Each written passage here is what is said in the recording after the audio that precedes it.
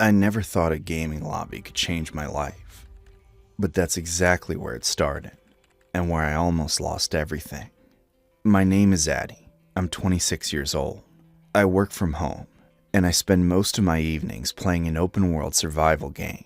It's the kind of game where the world is brutal and unforgiving, and surviving alone is nearly impossible. You need allies. You need someone watching your back. About 6 weeks ago, I found mine, or so I thought. His username was Echo. He appeared in my server one evening, offering to help me clear a particularly brutal area I'd been stuck on for days. He knew exactly what he was doing. Patient, tactical, funny in the dry, understated way I appreciate. Within a week, we were logging on together every night.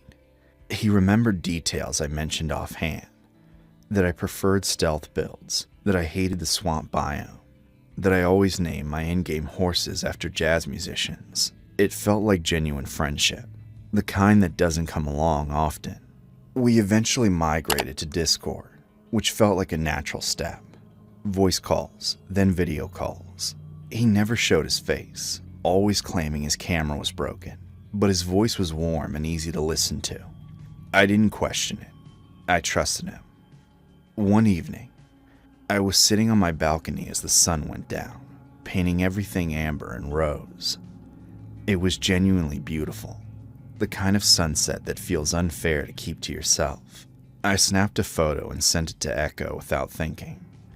Just a pretty view, I told him. He said it looked peaceful. I forgot about it almost immediately. 2 days later, I got a message from him. No greeting, no preamble. The pizza place on the corner of 4th and Main is having a sale. You should go. I read it twice, then a third time. My stomach dropped so fast it felt physical, like the floor had tilted beneath my feet. I had never told Echo what city I lived in. I had never mentioned my street, my neighborhood, or anything about my surroundings. But that photo, the one I'd sent without a second thought, still had its metadata intact. GPS coordinates embedded invisibly in the image file, broadcasting my exact location to anyone who knew how to look. He had known where I lived for 2 days and said nothing. I blocked him on every platform, deleted my Discord account, and sat in my bathroom with the lights off for 20 minutes trying to slow my heartbeat. I told myself it was over. I told myself I had caught it in time. I was wrong. That night, around 9 o'clock, my phone buzzed with a notification from a food delivery app I hadn't opened in weeks. Your order is outside. I hadn't placed an order. I walked to the front door and looked through the peephole. A delivery driver stood on my porch, a large bag in his hands, completely unsuspecting. But behind him, idling at the curb with its headlights off, was a dark SUV just sitting there, waiting. I didn't open the door. I watched the driver set the bag down and leave. The SUV didn't move. Then my phone buzzed again. An unknown number this time. You forgot to say thank you, Addy.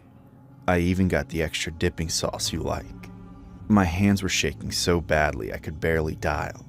I called 911 and was talking to the dispatcher when the SUV's door finally swung open. A man stepped out onto the pavement. He wasn't rushing. He moved with the calm, deliberate patience of someone who had planned this carefully and was entirely unbothered by what he was doing. He was carrying a heavy roll of industrial plastic sheeting in one hand and a gym bag in the other. He didn't come to the front door. He turned and walked along the side of the house, directly toward the window of my home office. I ran. I made it to that room just as he reached the window.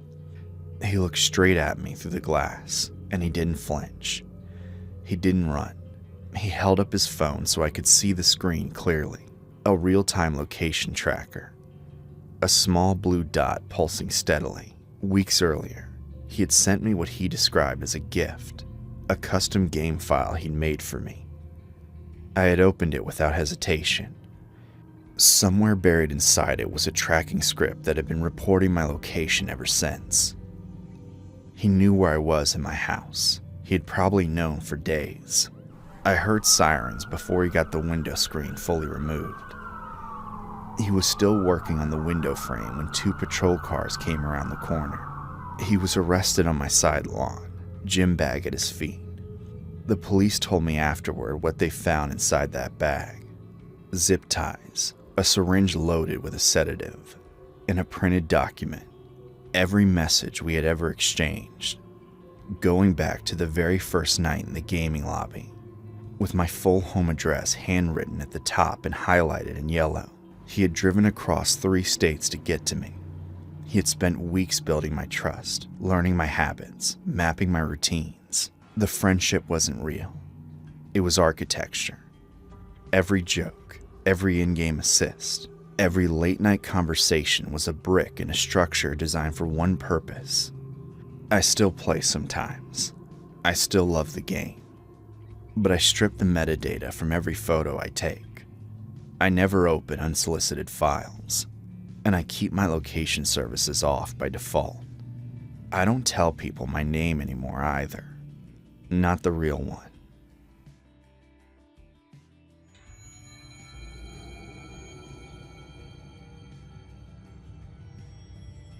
I'm a 20-year-old female, but at the time I was 18.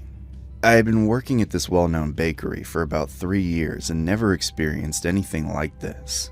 I had heard scary stories from people who worked at different locations, but I never expected anything would happen at my store.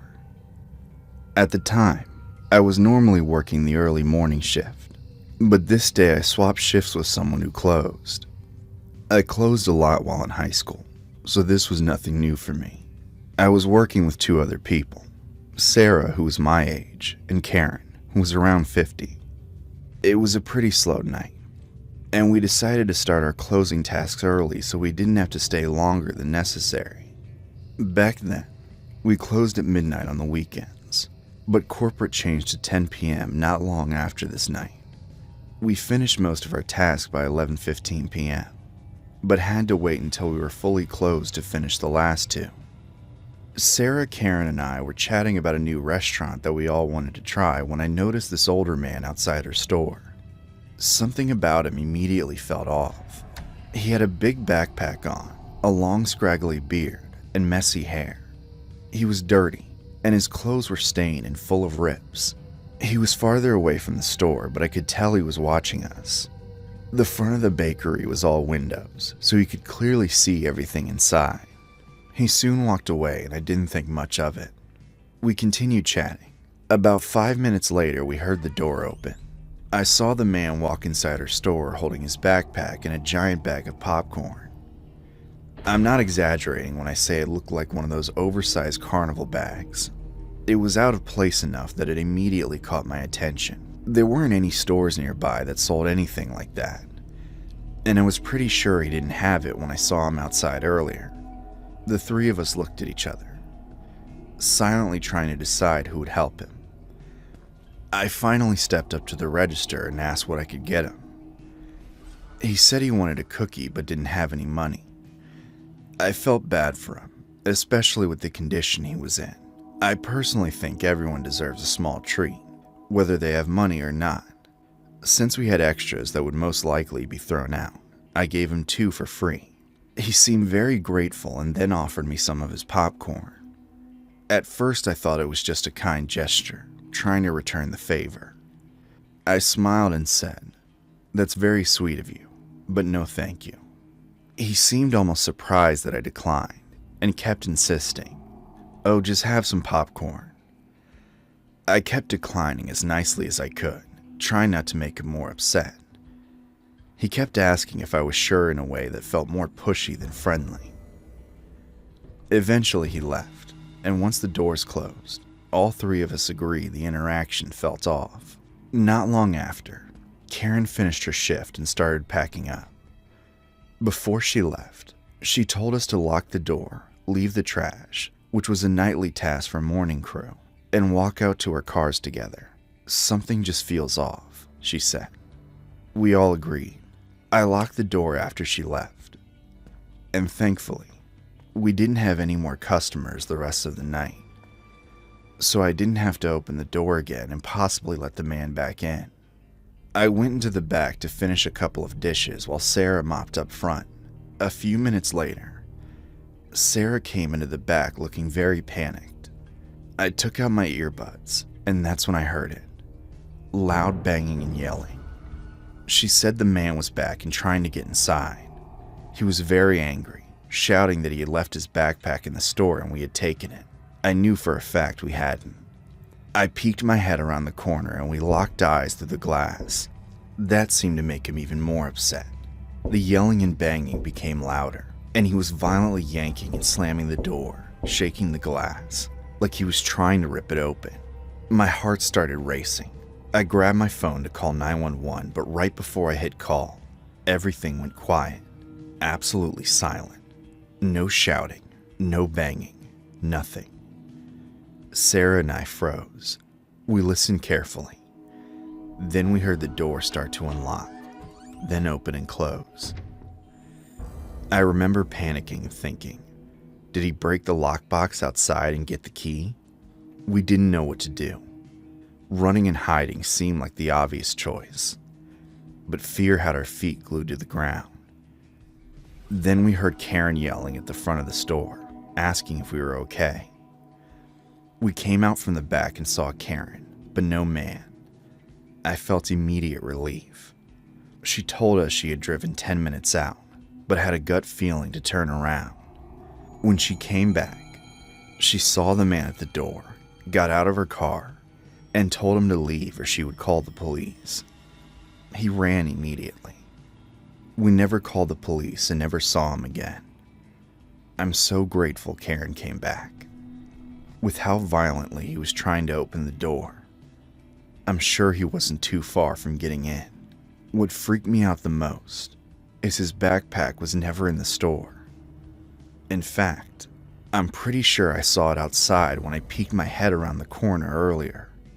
I don't know if he was confused, on something, or had worse intentions, but I'm grateful Sarah and I didn't have to find that out.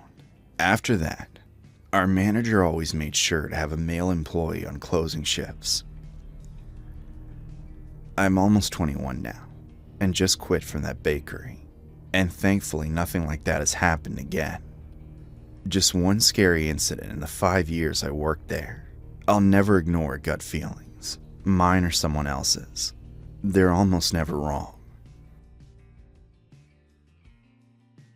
My name's JD, and this is something that stuck with me since I was 13. I grew up in a quiet town in Trinidad. It wasn't the kind of place where anything serious really happened. Most nights were calm, and people mostly kept to themselves. Looking back, that's probably why this felt so out of place. I wasn't a popular kid. I kept to myself, didn't have many friends, and spent most of my time at home. That's just how things were for me. The first time something strange happened was on a school night in May. I had just come home from school, and I was sitting in the living room with my dad watching TV. My mom was asleep in the bedroom, and my siblings weren't home yet. Then, out of nowhere, there was a loud thud on the roof. It didn't sound like something small. It sounded heavy, like something had landed up there. My dad and I both looked up at the same time. Then, almost immediately after, the cross we had hanging on the wall fell to the ground, and the power went out.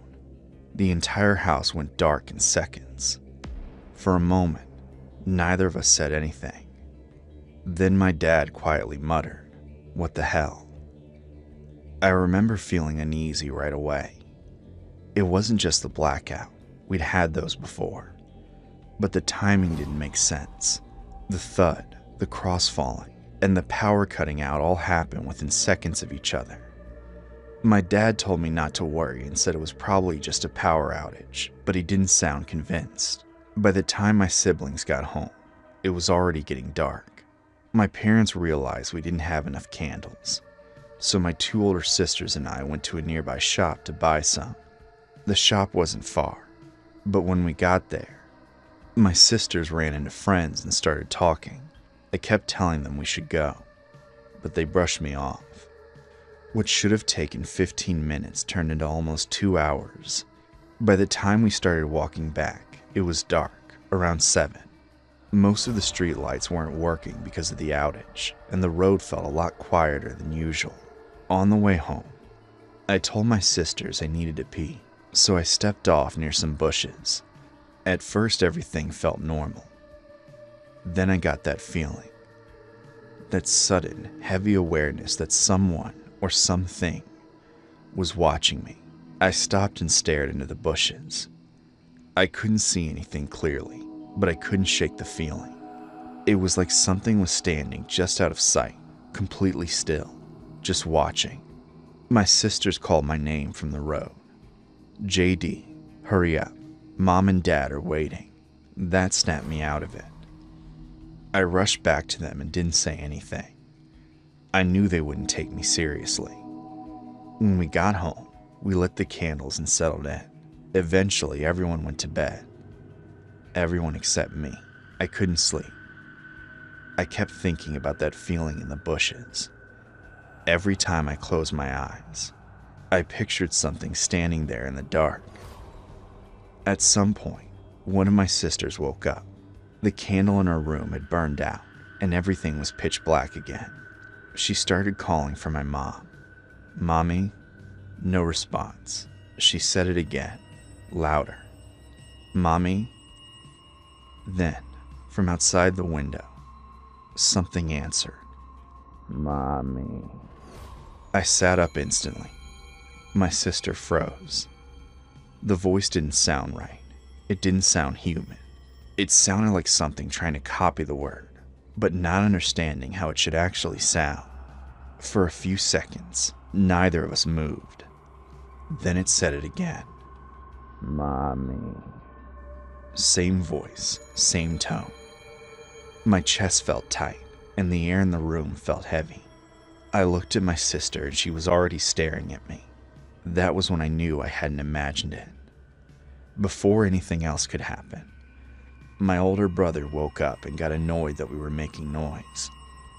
We told him something was outside, but he just told us to stop and go to sleep. He didn't hear it, but we did. The next morning, everything went back to normal. The power was back, the cross was hung up again, and no one talked about it.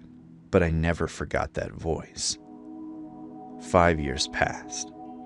By the time I was 18, life had changed a lot. My mom had passed away. I had just gone through a breakup, and I spent most of my time alone at home. One night, I came back after hanging out with one of the few friends I had left. The house felt empty. I ate, took a shower, and went to my room. As I started making my bed, I felt it again. That same feeling, like something was watching me. I froze. At first, I tried to ignore it. I told myself I was just stressed, that it was all in my head. Then I turned around. There was something outside my window. It was close to the glass, just enough for me to see its face clearly. Its skin was pale, almost gray. It had no hair. Its eyes were wide and white, like there were no pupils. And it was smiling, the kind of smile that didn't look human, too wide, too forced. I couldn't move. It knew I saw it. The smile stretched even wider. Then it spoke. Mommy. The same voice, exactly the same as the night when I was 13. That's when I lost it. I screamed, then ran out of the house without thinking. I didn't even stop to grab anything. I just ran straight to a neighbor's house, shaking. When I told them what happened, they didn't believe me. They thought I imagined it or had some kind of panic attack. They let me stay the night, but I didn't sleep.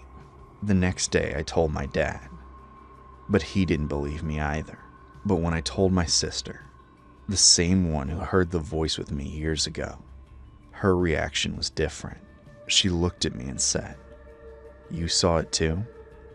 That made my stomach drop. Then she told me something she had never mentioned before. About a month earlier, she had been home with her boyfriend. He was asleep, and she went to the bathroom. While she was in there, she heard a tapping on the window. She looked over, and there was something standing outside. Same pale face, same blank eyes, same smile. And then it said one word. Mommy. She screamed and her boyfriend woke up, but by the time he checked, it was gone. That was when it really hit me. This thing wasn't just something I imagined as a kid. It had been there. It had come back. Or maybe it never left. I don't know what landed on our roof that night. I don't know why the cross fell, or why the power went out at that exact moment. And I definitely don't know what that thing is. But I know what I saw. And I know my sister saw it too. Even now, I hate looking out windows at night. Especially when the room is dark and the glass turns into a reflection. Because sometimes, when I catch my reflection just right, it almost feels like I'm not the only one looking back.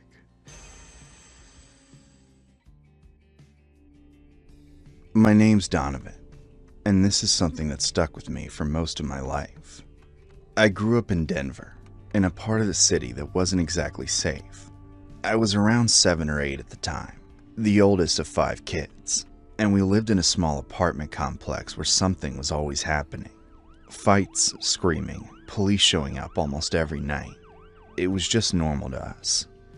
My dad worked long shifts, usually from 3 p.m. to 3 a.m., so most nights it was just my mom trying to keep everything together.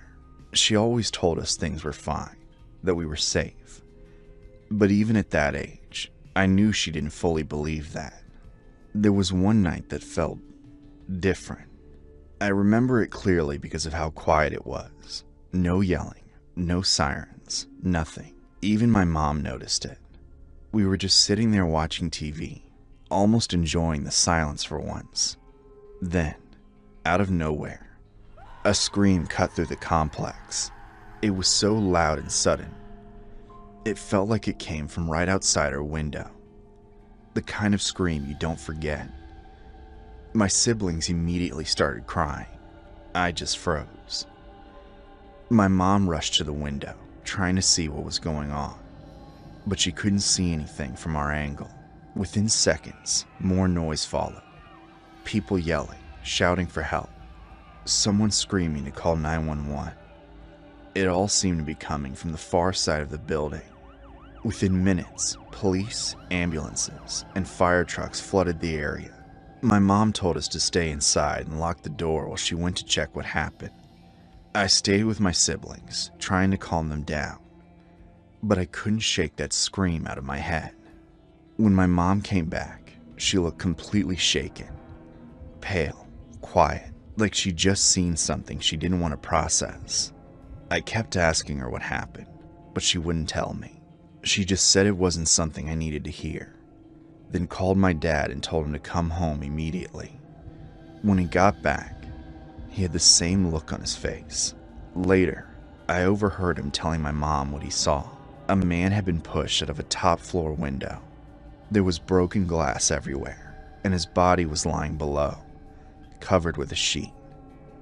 That scream we heard was him. For a long time after that, I couldn't get it out of my head. A few days later, we walked past the area where it happened. There was still dried blood on the ground. I remember looking up and seeing the boarded up window above. It didn't feel real, but at the same time, it felt way too real. Things settled down for a while after that. At least, that's what we thought. A few months later, there was another night that felt off in the same way. Too quiet. We were inside again, watching TV. My dad was at work, and my mom kept saying she had a bad feeling. I didn't say anything, but I felt it too.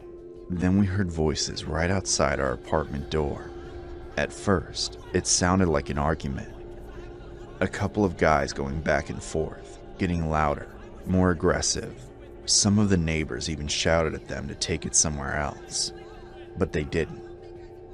Within seconds, it turned physical. You could hear shoving, hitting, things being knocked around.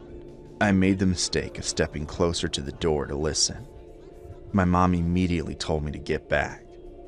And right after she said that, one of the guys started screaming. Not yelling, screaming. It was raw panic, pain, the kind of sound that hits you instantly. I ran straight back to my mom crying, and my siblings followed. The screaming didn't stop. We could hear him stumbling down the hallway, banging on doors, begging for help. At one point, he even hit our door. My mom shouted through it that the police were coming. By the time emergency services arrived, everything went quiet again. A few days later, a detective came by and spoke to my mom. He told her it was a drug deal that went bad. 2 men had been stabbed. One survived. The other didn't make it. That was the moment my mom decided we were leaving. We moved to another part of the complex first, then eventually to a completely different neighborhood a couple years later. I thought that was the end of it. But it wasn't. Years later, when I was in my early 30s, I got a job at a warehouse doing early morning and overnight shifts. One day during a break, I stepped outside and started looking around, and something felt familiar. The layout, the buildings, the train tracks nearby. Then I saw it. The same apartment complex. I hadn't realized I was working that close to it.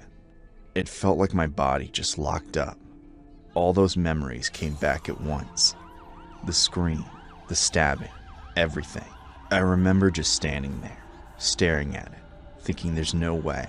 I tried to shake it off, but ever since that day, something felt off about working there, especially at night. Eventually, I started taking overnight shifts because the extra pay was too good to pass up. The problem was, the backside of the building was almost completely dark. No proper lighting, just empty space leading to old train tracks where people would hang around at night. Every time I was out there, I had this constant feeling that someone was watching me. Then one night, it finally happened.